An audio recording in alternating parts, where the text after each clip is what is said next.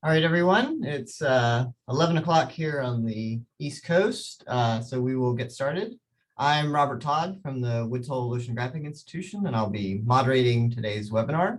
This is the fifth in a series of webinars hosted by the Ocean Observing Panel, or Ocean Observing Physics and Climate Panel, the sub-task team on boundary systems, that is aiming to understand the current state of observing and modeling oceanic boundary current systems, and further to inform further development of a global network of boundary current observing systems.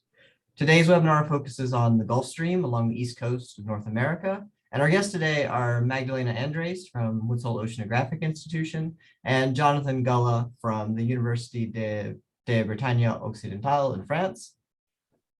So a quick overview of how the webinar is going to go. We'll start with a brief 5-minute recaps of the pre-recorded talks that both Magdalena and Jonathan posted a couple of weeks ago. Hopefully you've had a chance to watch those. If you haven't, they'll remain online for you to view after the webinar. Following those recaps, we'll go into a period of guided discussion with a set of questions that the Boundary Systems Task Team has put together for the panelists. And then we'll finish off the hour with open Q&A from everyone in the audience. If you have questions, please do go ahead and enter them through Zoom's Q&A feature. You'll see a button down in the bottom panel. That way we'll know what questions are coming up, and then we'll be able to call on folks when we get to the open question and answer period. So without further ado, Magdalena Andres will start off with a quick recap of the observations side of the Gulf Stream. Great, thanks, Robert.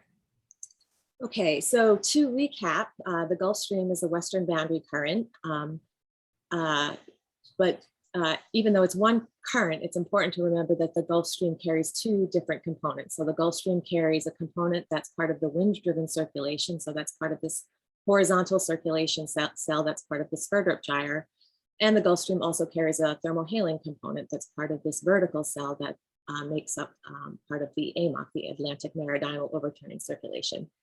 And it's important to remember that the Gulf Stream and the AMOC aren't synonymous. The Gulf Stream carries the warm limb of the AMOC, and sometimes in the literature and in the press, the two are conflated and they're treated as the same thing. The Gulf Stream has wide-ranging influence on things like air-sea exchange, the region south of New England where the storm track crosses over the Gulf Stream is one of the places where the ocean transfers an enormous amount of heat out of the ocean into the atmosphere as part of this global heat pump. The Gulf Stream also has influence on shelf ocean exchange processes. So in the Southern Atlantic Bight, those interactions are direct. There's direct interaction between the Gulf Stream and the South Atlantic Bight, where we have wave-like meanders and associated frontal eddies that upwell nutrients onto the shelf. And then off of the Mid-Atlantic Bight, the interaction is more indirect, and it's through warm core rings and streamers from the Gulf Stream that the Gulf Stream is able to influence processes on the Mid-Atlantic Bight shelf.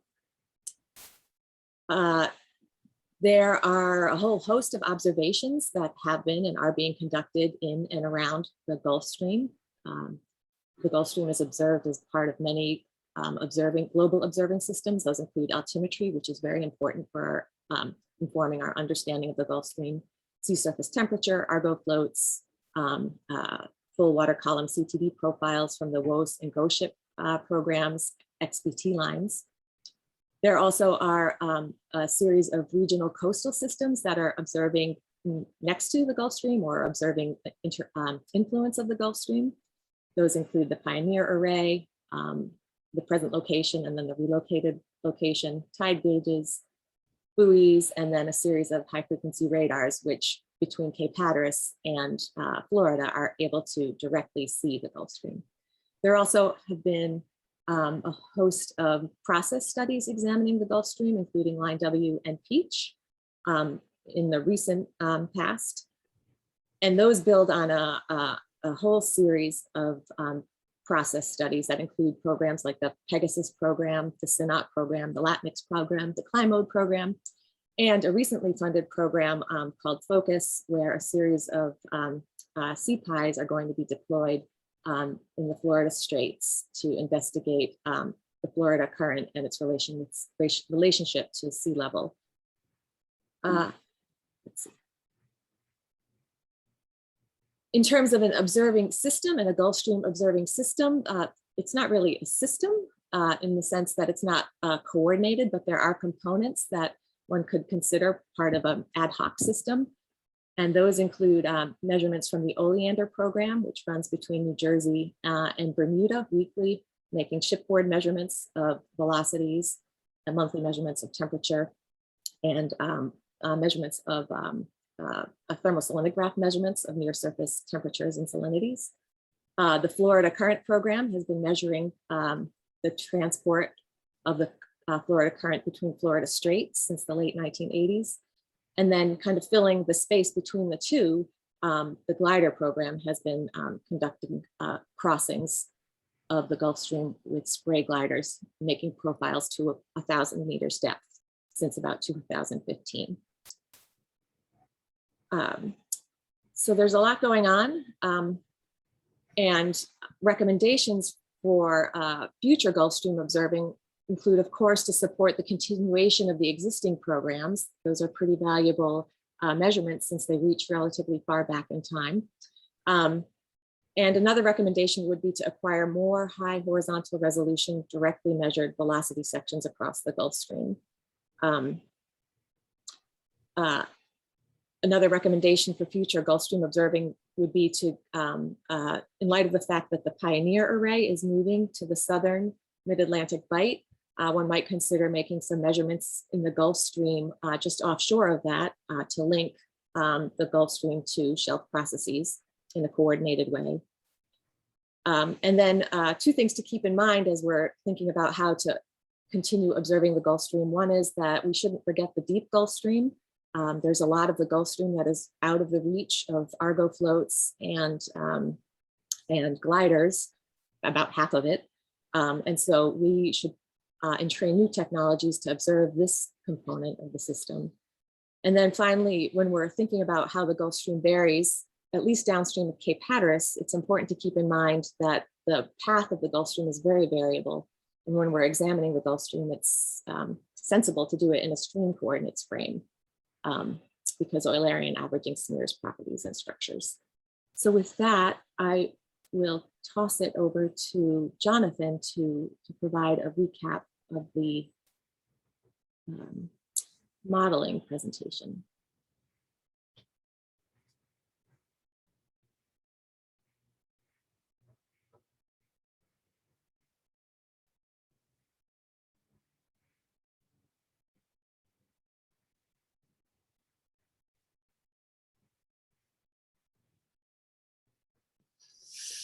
All right, can you hear me now, maybe? Okay, great. So thanks, Magdalena, for the introduction as well. Thanks for Robert and all the panel for inviting me. Let me put this on full screen. Okay. So I'm gonna also recap briefly what was in the recorded version. So and try to highlight some aspects of Gulf Stream modeling and our observations are used to help improve models in general. Again, this is a very partial and biased view of the issue. So I hope the discussion will help completing these different aspects. So the Gulf Stream, I don't need to redefine it, just that there are it's western monary currents with lots of implications for the atmosphere, the climate, biogeochemistry, and there are many other impacts. And what makes it interesting for modeling and observing is that it's a very turbulent system. You see, for example, a view of the mesoscale meander eddies on the ocean color images on the background. You also see the sub-mesoscale structures, the front filaments eddies with spatial scales on the orders of kilometers. So that's a very turbulent area. And it's not only true at the surface, it's also true below the surface and over all the water column and down to the bottom.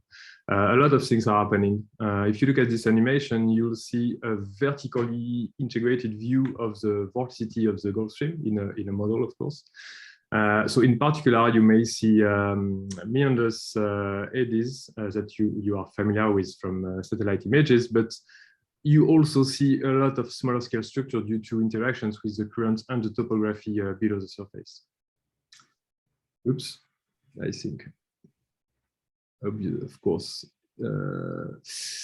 it worked during the test, but does not work now. Can you still see my screen? Your screen sharing stopped. Okay, let me do that again. Tack. Here we are. Slideshow. Point is, a lot of things are happening below the surface. And so how do we model the Gulf Stream? So I'm not gonna recap everything, but basically it goes from climate scale models. So where eddies are unresolved and with non-biases in the representation of the mean path and variability of the Gulf Stream. Then you have eddying models, which are the models used for a lot of ocean circulation studies. So in general, with a lot of improvements concerning the realism of the Gulf Stream. Over the past few years, you may have seen the development of global or basin scale sub-mesoscale permitting models, so typically 1 kilometer horizontal resolution. And of course, you have even higher resolution models for regional applications, process studies, or different things on more limited areas. So as the models are evolving towards more and more realistic, or at least more and more included processes, they need to be constantly confronted to observations. So first thing, of course, to be validated, to know that what the model is doing is not too far from reality. And then eventually observations can be directly assimilated or be used to construct parameterizations of unresolved processes. So features to validate goes from large-scale properties of the flow, the mean state, to finer and finer scales. And as you can imagine, it becomes more and more difficult to find observations to put in front of the different properties when you go to finer scales and higher frequency variability.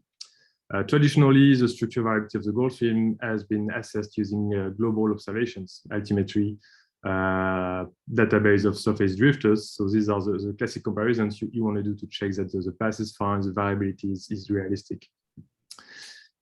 Now, when you go below the surface, you want to know more about the structure, especially the velocity of the Gulf Stream. It becomes more difficult to get repeated data at the same location. As Magdalena showed, there are a few repeated sections, but only a few. The Florida Strait, for example, the line Ws, these are the typical sections used by modelers to see if the mean structure of the current is fine.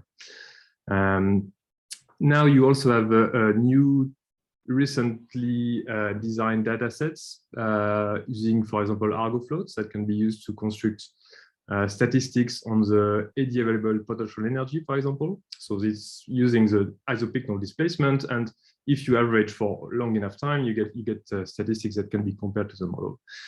You've also seen glimpses of the Gliders program, which is very nice because it provides tens of thousands of profiles that can be used to construct EKE maps, so eddy kinetic energy in 3D, so at least on the path of the Gulf Stream. So these are already great improvements. So of course, there are still issues with the sampling and coverage and all that. And when you go to finer and finer scales, it's even more difficult to find quantitative comparisons. I'm just highlighting very quickly an images from the light mix experiments where ships were flowing in parallel to get the velocity gradients that can be used to compare statistics at some mesoscales between a model and observations. But when you go below the surface, again, everything is more difficult. We have not a lot of information about sub-mesoscales, about phase variability, and even less about mixing and water mass transformations in the close to the bottom. We have partial information from gliders. For example, you see a nice map of the bottom layer thickness. But when we talk about direct microstructure measurements, for example, in the Gulf Stream, except a few in the Florida Strait, there's really not a lot of things that can be used to confront with what we get in the model's parameterizations. So to conclude, I'm just, it's probably not very original, but just saying that as models are going to higher and higher resolutions, it becomes even more difficult to assess the skills and limitation of ocean models for these scales. And if you think about data simulation that I did not mention here, the needs are even greater because you don't want only statistics on a long period, but you also need to resolve some of the data with higher frequency. So that's why a few things that would be needed by modelers include, this is pretty close to Magdalena said at the end of recap, more measurements of velocities, especially below the surface, with enough spatial resolution, obviously, if possible. And especially in the deep ocean. And I'm also mentioning finally measurements of small scale turbulence, which are really sparse globally, and especially in the Gulf Stream, where we know a lot of things are happening, but we cannot really compare models on these aspects directly. So again, this is completely biased by my own interests. So I'll be happy to discuss about the panel and the audience and to complete what I've been said here. Thanks again.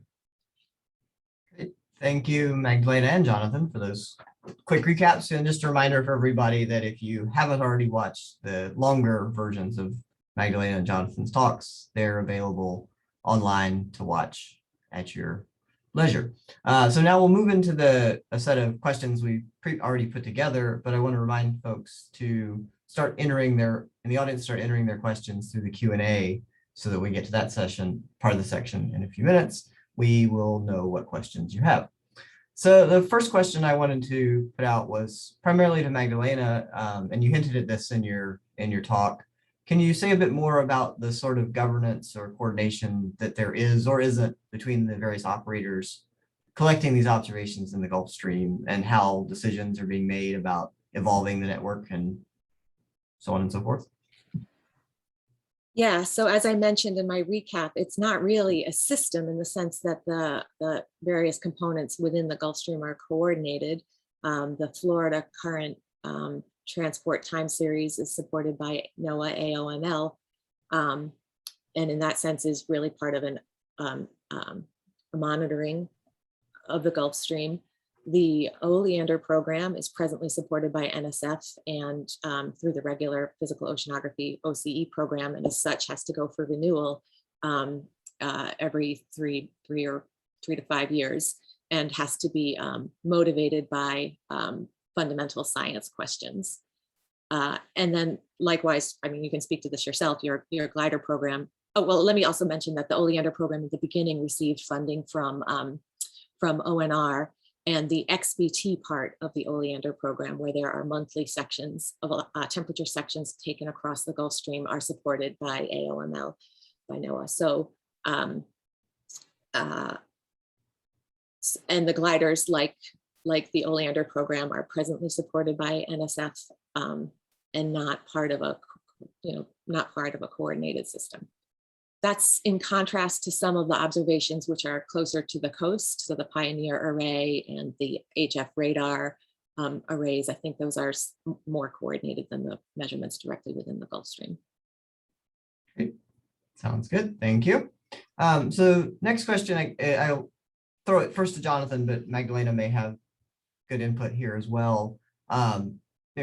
it's not really, it's never going to be practical to observe all the scales of variability at all locations in the Gulf Stream or anywhere else in the ocean for that matter.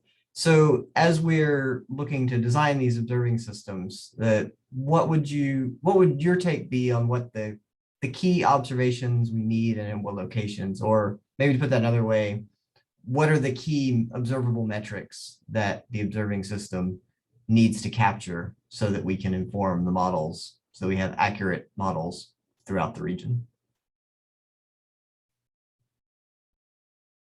Yes, thanks, Robert. It's a vast question. So obviously, Magdalena and I were both pointing the need for basically higher resolution velocity measurements below the surface, because it's striking that the Gulf Stream variability changes so much along the path between what's the Florida Straits, even the Charleston bump, Cape Hatteras, and right past Cape Hatteras. That's really the patterns in the variability really change a lot. And we don't really have a lot of measurements around Cape Hatteras on repeated measurements showing us both the vertical structure and the variability. So we rely on altimetry. We know it's especially close to the coast. There are difficulties. We don't resolve everything. So there are a few programs with moorings, but that's really usually one point in space. So I guess the most basic thing would be that to start. We don't need, obviously, I mean, I won't say we need 3D velocity everywhere, but at least in several regions where we know we have documented regimes which are a bit different. Of course, and you can go to, when I say you need to go to smaller scales, small scale turbulence, these kind of things, obviously we won't have it everywhere. But there's, again, at least a few, and we know it's strongly heterogeneous, so that's a problem as well, but there are still a few regions where we would like to have them at least on again with a period of time which is not just one snapshot, a bit more than that, and that can be very useful to help constrain the test and constrain the parameterizations in the models, and eventually generalized to other regions. So but maybe Magdalena has more insight on that. Well, I don't know if I have more insight. But I will say that the present system is kind of neat in that it's leveraged, as much as it is a system, is that it's leveraging different technologies and different timescales and different locations. So in the Florida Straits, one gets a daily measure of transport through the Straits. And then we get measures of transport occasionally by the Oleander shipboard ADCP. That's not really a true time series, but we get enough sections so that we can build up, let's say, 6-month averages of the transport. And then the glider does a really nice job of filling in the structure between the TNS structure in between, in a place where Argo floats just don't stick around long enough to give us that information. I agree with Jonathan. I think there are some targeted locations where it would be great to get for example, microstructure measurements.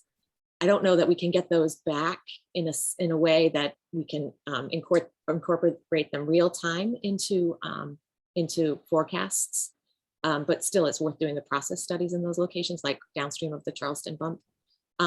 And along track shipboard, high horizontal resolution velocity measurements would be useful, but together with that, the sort of the incorporation of those into models has to be developed further. I think that's still just at the beginning. I think it will have a big impact, but the observations and the modeling have to kind of progress together to make that the most useful. Okay. So this is another of our kind of general questions we've been asking of for all the boundary systems through this series of webinars, and you both hinted at them in your talks as well, but just to get it on the record, what would you say the key science questions are that are motivating this development of the observing system?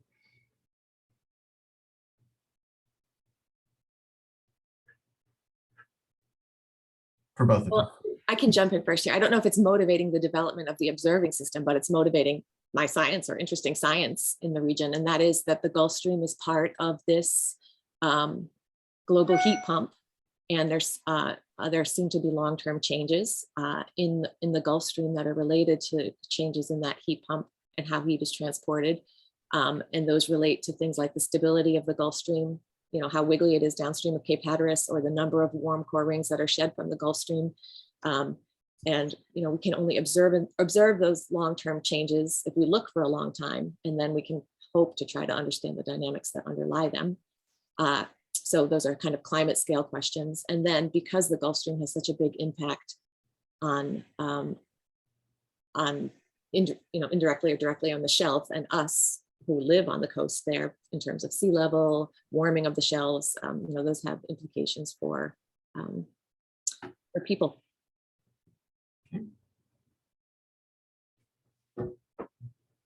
Jonathan, anything to add on that? Yeah, I mean, there's a few, so as well concerning the science questions.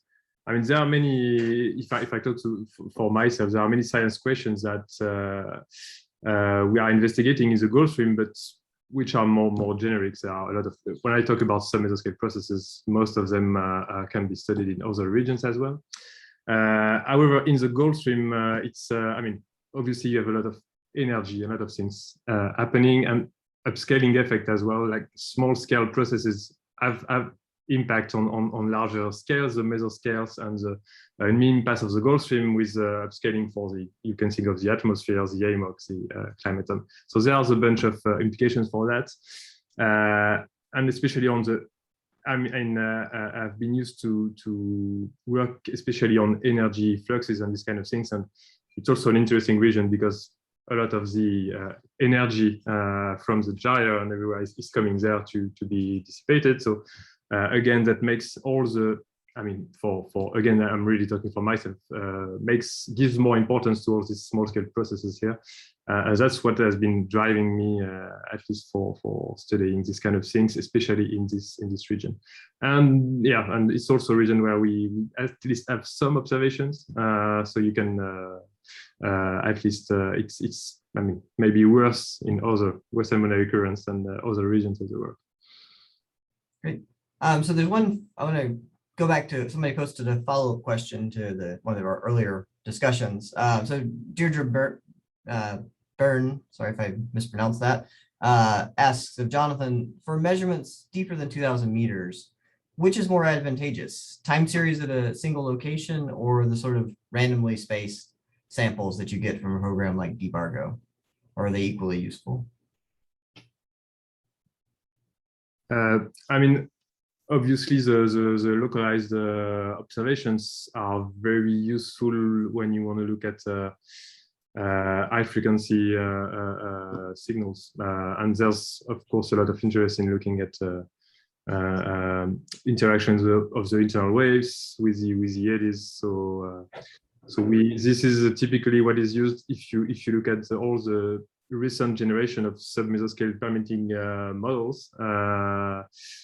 Generally, they include tides, they include high frequency forcings, and the first thing that has been validated was this frequency spectra at different locations. So in that sense, it's useful. Yeah, really the information that we would love at some point would be to have some of these moorings not too far apart, so you can really look at horizontal scales, and it really adds another dimension. These things have been done in the surface ocean, like the osmosis program or others like this, with arrays of moorings at different space, and they I mean, provided really wonderful information. And we would love to have that, but deeper in the ocean, especially in region like in the Gulf Stream, where we know a lot of things are happening already. Unfortunately, it's also more difficult to put things in the middle of the current for a lot of problems. But yeah, Deepargo are still very useful. So I'm really not downgrading their impacts, especially if you think about assimilations. Everything having these profiles everywhere is really, really important also. The other thing I'll just jump in and say, Deepargo has the advantage that surface Argo doesn't have, and that is that the Gulf Stream is a full deep reaching current, but it's not quite so fast down deep. So, whereas the regular Argo floats get swept along and out of the Gulf Stream pretty quickly, that all will happen a little bit more slowly for deep Argo. So they will sample directly in the Gulf Stream more than upper ocean Argo. So I would say Argo float, deep Argo would definitely be useful to give sort of a broad view in the way that gliders are helping us now with the upper ocean. And then in terms of targeted locations for moorings to measure the deep ocean, the downstream of the Charleston Bump would be a great place. At the topography along the topography right where the Gulf Stream is leaving the continental slope near Cape Hatteras, and where you also have the deep western boundary current coming the other way to cross underneath the Gulf Stream. And then places like downstream of the New England Seamount chain. That is a series of features that are probably not that well resolved in HICOM, I'm guessing, but which probably play a big influence on the Gulf Stream across multiple scales, multiple spatial scales, and temporal scales. So moving to another question, can you each say a bit about how the observations and the model output are disseminated, and also if there are any ways in place to track how those data are used throughout the community?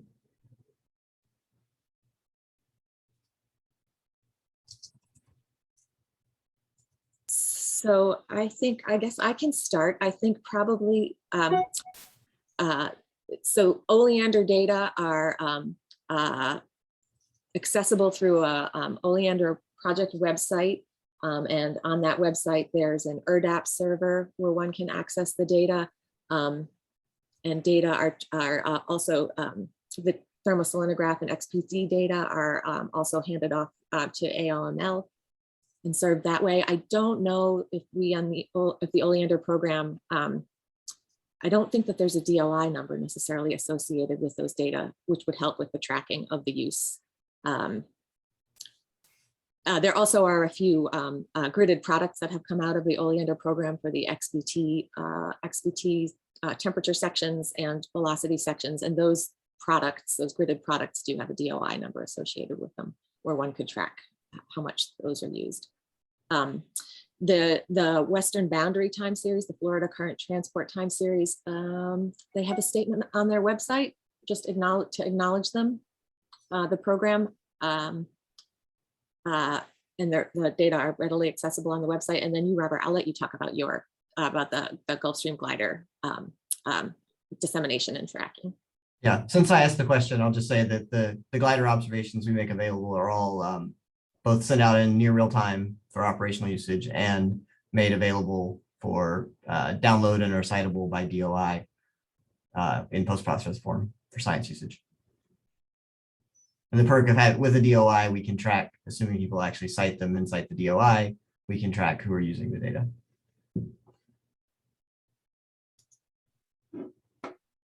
Yeah, so the same question for models, it's much more heterogeneous. I mean, there are many models from operational models to a lot of runs made by various large number of groups. So for each of the groups, some putting their data online.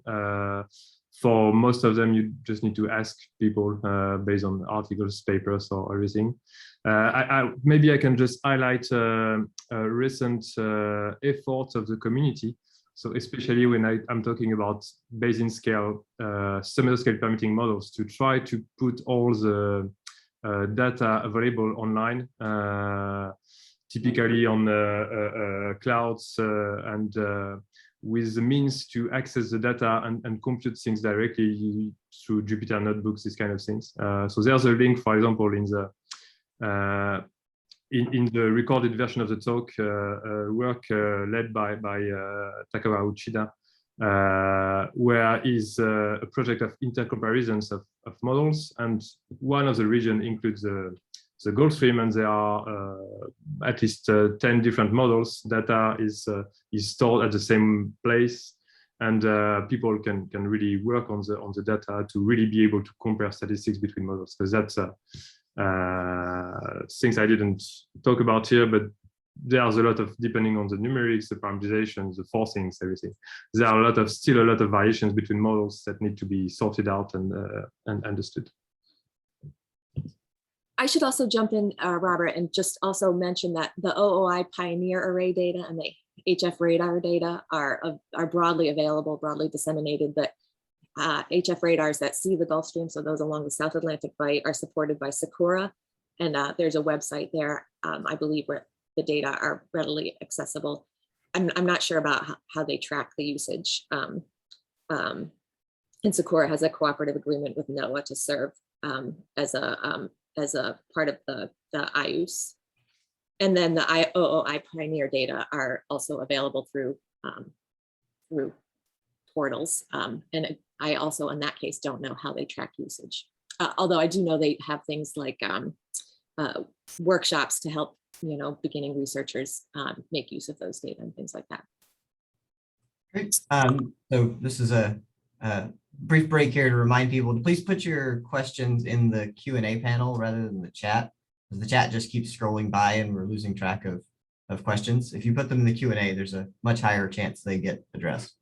And on that note, I'm going to combine one of the questions I already had prepared with one from Ed Dever and ask, I guess, mainly to Magdalena, because I know she's worked in the Kuroshio quite a bit. But if Jonathan has any input as well, the general question is how comparable are the lessons, or how useful are the lessons and things we're learning here about the Gulf Stream? How applicable are they to other Western boundary currents, say the Kuroshio or the EAC? How different are things? How much do we need a completely specialized observing system for each current, and how much of what we're learning about observing systems do you think, and the modeling, do you think we can transfer to other Western boundary current systems, for instance? Are you asking this in terms of how are the physics different, or you're asking this in terms of? I'm thinking in terms of how we observe them or model them.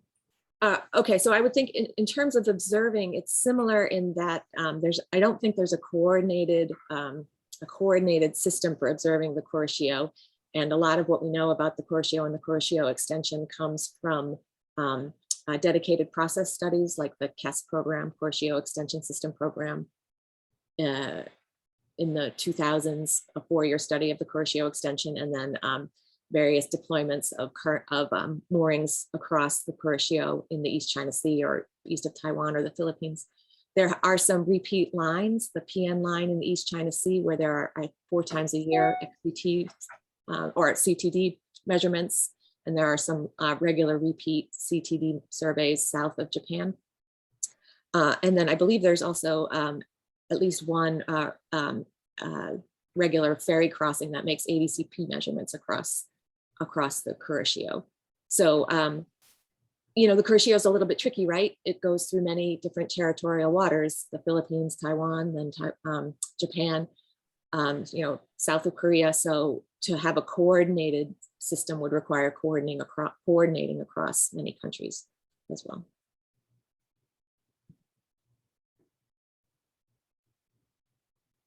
Jonathan, any other thoughts on that?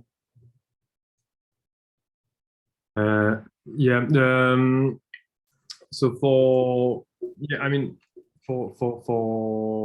in terms of models and comparisons to observations, I guess there may be a lot of things are common between the Western American systems. Typically, models would need the same kind of data to be able to validate some aspects. Of course, then all the currents have their specificity. If you think about the idealized current, for example, there's this retroflexion and specific paths. There's some differences in the vertical structure, for example. But overall, at least from my point of view, there are a lot of things to share and things to be learned from one system to another. All right. Sorry, I'm juggling the multiple lists of questions here. Can I pick one of the questions that I see in the chat? Is that allowed? Sure, go for it. Okay, so there's a question here saying, which are the main strengths and inputs and contributions of the high frequency radar regional system in the Gulf Stream observing system? So it's the radars south of Cape Hatteras that have a chance of seeing from shore out to the Gulf Stream, at least the cyclonic onshore flank of the Gulf Stream. And the different radars are sort of run by different groups. So there's a group there's a group, let's see, I have some notes here because I don't know this by heart. So there are 4 HF radars near Cape Hatteras that are run by UNC and the Coastal Studies Institute. They see the Gulf Stream right where it's transitioning from an attached to a detached western boundary current. And there's actually an effort underway to reprocess those data back 17 years to get a nice time series of some Gulf Stream properties there where it's leaving the coast. The University of South Carolina, George Voulgaris, operates a radar that radars that see the Gulf Stream. Skidaway Institute of Oceanography, Catherine Edwards and Dana Savage operate some radars in the South Atlantic Bight. Then there's off of Florida, Nick Shea operates some that's out of the University of Miami. And then Steve Lazarus at the Florida Institute of Technology operates some or is about to install some. So there are sort of these different, there's a cooperation of groups that are running those HF radars. I don't know exactly which models those data are assimilated into. And I don't know what the status is of incorporating high frequency radar into forecast kinds of models. Thank you. So we had a question from Mark Barassa that touches on the topic I was going to bring up as well. Mark asks, or says, two-way coupled models show that the ocean-induced changes to the atmospheric boundary layer substantially feed back on the ocean, modifying mixed layer currents, temperatures, and vertical transport. Are there plans to observe the near surface atmosphere in combination with the ocean to better understand the feedbacks, model and air-sea coupling, for example, links between the horizontal gradients and surface currents and the curl of the winds? So I think that one maybe goes a bit to both of you. Yeah, so I mean, I completely agree. As I didn't mention that in the recap, but obviously there's a lot of issues both for modeling and observation of what's happening at the ocean atmosphere interface, and you can also include waves in between both of them. So we know from, at least from modeling work, coupled modeling work, that indeed taking into account the coupling makes some differences, the thermal feedback or the current feedback.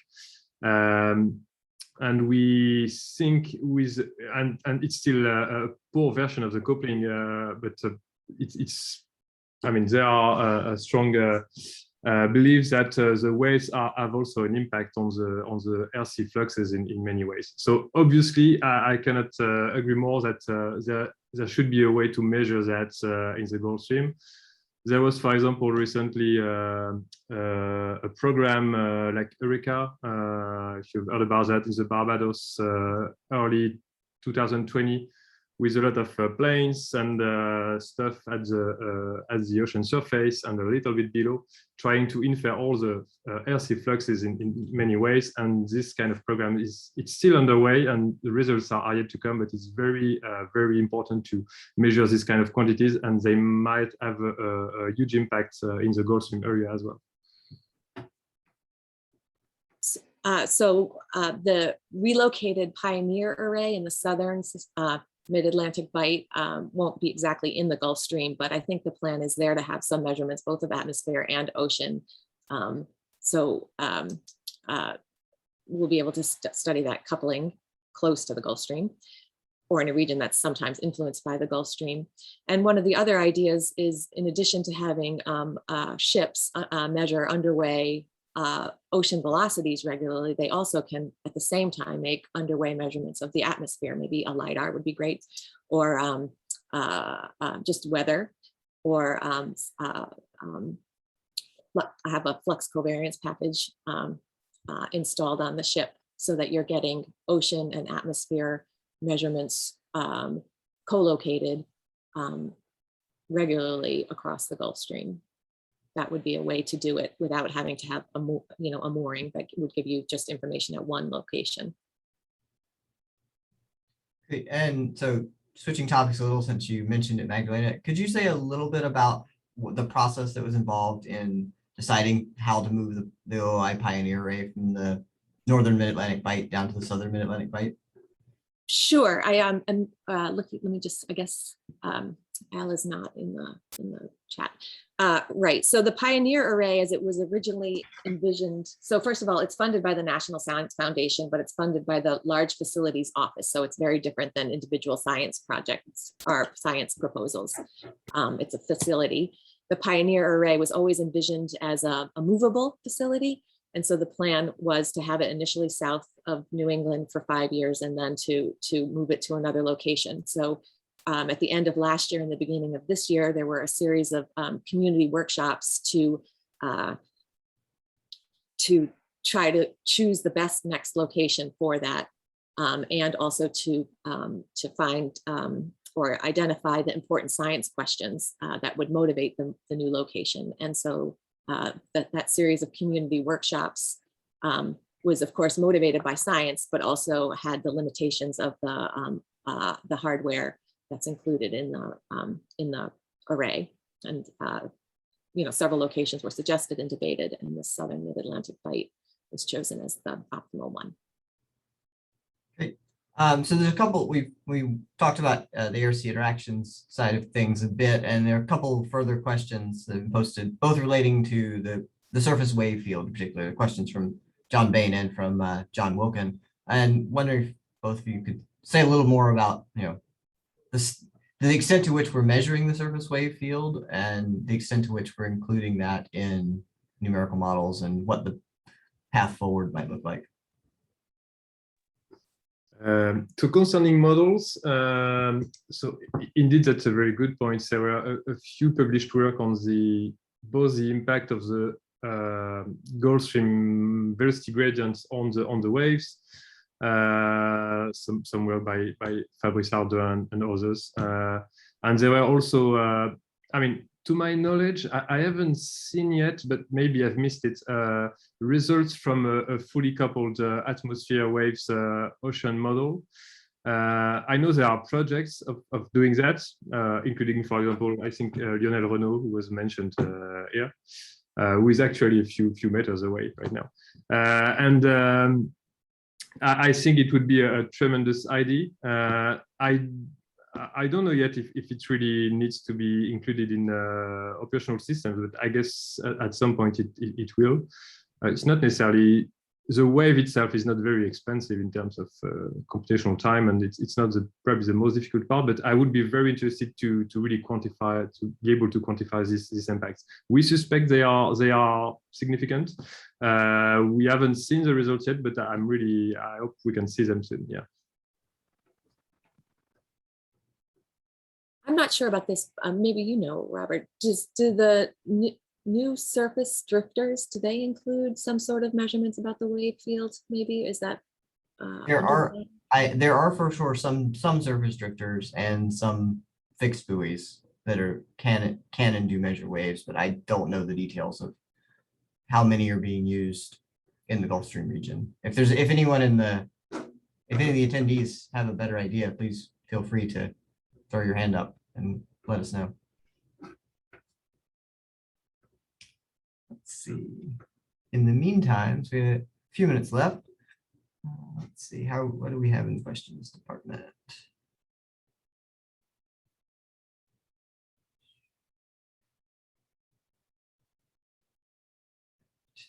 So Jonathan, in one of our previous webinars, one of the guests noted that the ocean forecasts improved markedly if using 3-hourly forcing instead of daily forcing. And wondering, one of our panel members was wondering if you'd seen similar improvement with Gulf Stream modeling when you use higher frequency forcing.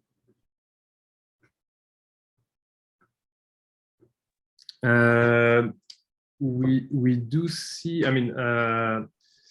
don't know exactly in terms of forecast. What I can say is that in at least more academic model works, when we increase the frequency, we get more realistic, at least near initial energy and these kind of things, which also has impact on energetics and larger scales. For example, there are fluxes of energy between the mesoscale and the sub-mesoscale and the near inertial waves, for example. So it improves the simulations in a statistical sense when we just compare frequency spectra and different type of statistics. But I don't know exactly for forecasting and for I haven't seen. I haven't seen this kind of work in the Gulf Stream, but maybe somebody else knows about that. So there are a couple of questions in the chat related to measuring turbulence in the Gulf Stream. One from Takeyoshi Nagai asking about what the plans are to measure both potential vorticity and turbulence in tandem to evaluate the sub-mesoscale microstructure or microscale processes going on. And one from Dana Savage pointing out that there are a variety of observing techniques, in particular 5-beam ADCPs, for instance, that allow us to get at some aspects of the turbulence without deploying microstructure measurements particularly. And wondering what initiatives there are to use that kind of data for either model validation or data assimilation. So maybe any thoughts from either of you on both how we might observe the turbulence and how we might use those data? Well, I think for it to be incorporated in the observing system, it will come down to individual PIs proposing to do that. And I don't know where those kinds of proposals stand.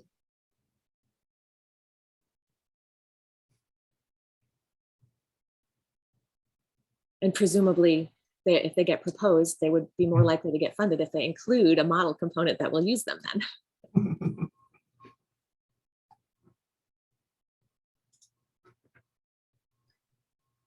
Yeah, I mean, of course, I also agree with we would like to see more of this type of measurements, so microscale, sub-mesoscale. So I think it was mentioned, yeah, turbulence and PV as well, obviously, that would be very useful. So basically PV, we just need a few gradients for velocity and density and combine that. So if we can relate, it helps relate the turbulence to the dynamics and to the processes and what's happening. So I don't know exactly about the Velcro measurements, this kind of things. So I also don't know how they can be assimilated easily. But it's really, if this kind of data are just very useful just to test models. We know these are areas where there's a lot of things to improve because of the parameterization of the turbulence, sub-scale turbulence in the model, but also about all the forcings and the large scale dynamics. And we really don't have a lot of information about that. So some of the tests of the models are really done on really idealized setups or really specific regions of the ocean. So just so the data can be very useful. If they are enough, of course, they can be used to like construct parameterization or modify the existing parameterization, or even maybe directly assimilated. So I don't know about current initiatives about that, but I would love to hear more about that. Yeah. And I would say Ed Devers noting in the chat that there are starting to be Argo floats, a few of them deployed that have the ability to make turbulence measurements. And likewise, it is possible to put turbulence on things like a glider that's moving up and down. One of the challenges with either of those systems is neither a glider nor a float can stay put in the particularly energetic parts of the Gulf Stream. So they're not well suited. They're well suited to collecting lots of profiles, but not lots of profiles or time series in a fixed location that you might be interested in for a process study sort of thing. So a question from John Wilkin to Magdalena is asking if you could contrast the utility of vessel-based ADCP repeat lines versus the sort of sustained glider ADCP-based measurements.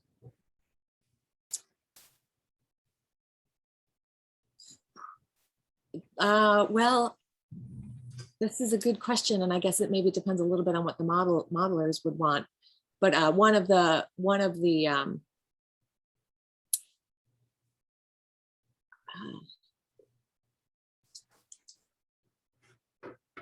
I think one of the benefits of a vessel repeat line is, it's a repeat, right? You get it over and over again. And one of the benefits of the glider is that you cover a lot of area, but you're not hitting a specific region over and over again.